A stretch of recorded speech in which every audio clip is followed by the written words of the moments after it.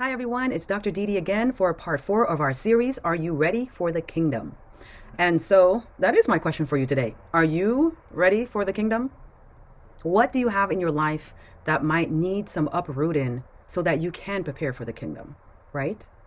And so I want to say that from my business transaction that went very fraudulent and very sour, I will say that from that experience, I now have peace. And it is such a great feeling to just have that peace, to not allow a circumstance to control your life, your thoughts, your emotions, right? And so I did promise you I did state that God had given me 2 questions. And I realized in the last video that I had only told you 1. So I'm just going to recap really quick on the first question, which was, if you were to die today, would you be saved? And of course, the answer to that was, I would not have been saved because I had so much unrighteous, anger, so much rage. And I also had a lot of bitterness within my heart, right? And so those are characteristics that cannot enter into the kingdom. And so while we might be fooling ourselves, especially if you are a Christian, these are sins that cannot be seen. We cannot see, just like when someone is a drunk, we can see that, right? We can judge. When someone is fornicating, we can see that. We can judge, right? When someone is living a questionable lifestyle, we can visibly see that, right? But the bottom line is, these are not the only people that sin. We all sin, right? And so it's just that most of the other sins cannot be seen, whether that's anger, jealousy, bitterness, resentment, right? These are the sins that will keep you out of the kingdom. And so I want you to realize that do not continue to deceive yourself that, yes, I can make it to the kingdom this way, or yes, I'm justified being unforgiven or angry because this person has done this to me and they were wrong. Yes, I agree, they were wrong. However, it is your response to that situation that now allows you to become the sinner. And so God will deal with them in their own circumstance of violating you or hurting you, right? Whether that's emotionally, physically, sexually, financially, right? That's God's job. But your job is now to not allow that individual's actions to consume you, but for you to surrender that situation completely to God and allow Him to be the light in your life so that you can be the light to someone else that's in darkness. And so the second question that he asked me was, are you fulfilling my purpose by being consumed by this trial?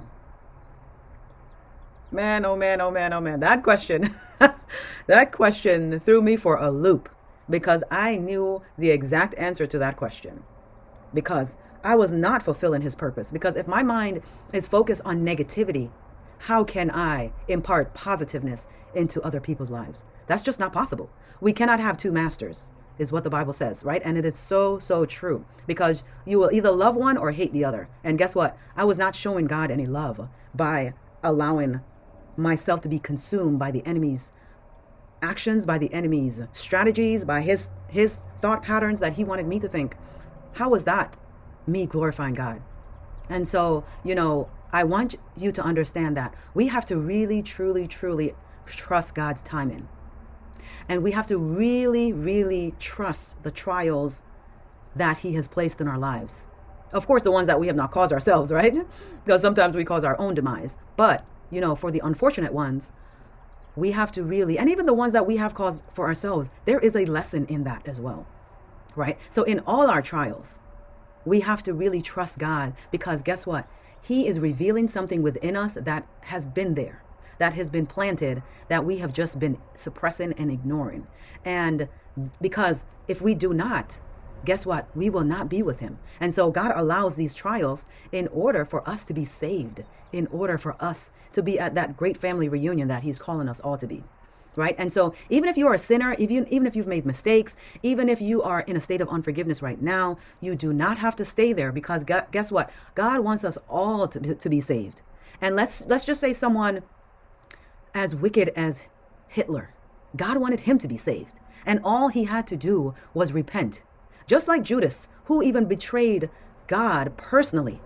He had the opportunity to repent, but because of his guilt, he allowed that to consume him. He allowed the negative thoughts of the enemy to consume him and to take his life.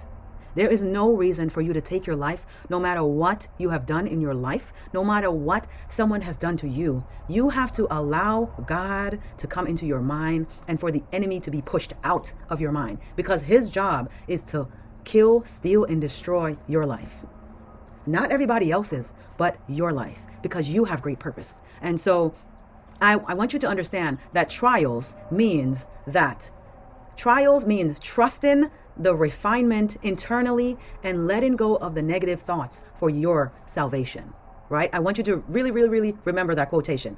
And let me just quote that again. Trusting the refinement internally and letting go of the negative thoughts for salvation. If we do not allow negative thoughts to dwindle away from us, we are going to lose out on our salvation. We are going to lose out on the great reward. How awful will it be for us to have lived through hell on earth right now and still end up there in the end? We cannot allow that to happen. So we must surrender and give God everything, every ounce of our being, so that we can be at peace and we can have our great reunion with our great Savior and merciful Savior. And so I want to leave you with a scripture, and it says, Genesis 50, verse 20. This is one of my favorite scriptures. And especially if you have experienced trauma, especially as a child, I want you to hold on to this scripture, because guess what? You do not have to stay in that state of despair. There is life waiting for you on the other side. And it says, but as for you, ye thought evil against me, but God meant it unto good, to bring to pass as it is this day, to save much people alive. And so God, while we might have gone through negative, scrupulous, just unimaginable things, and that is the wickedness of man's heart, God meant it for good, right? While someone did evil against you, God is going to use that evil for good in your life. And in you allowing God to use that evil for good, now you are able to impart light to someone else in darkness. So I encourage you, if you are in need of mental health coaching and you need support, you need a community, please reach out to me below at inspiredtolivenow.com and let me know how we can work together so that you can be on the path to emotional freedom.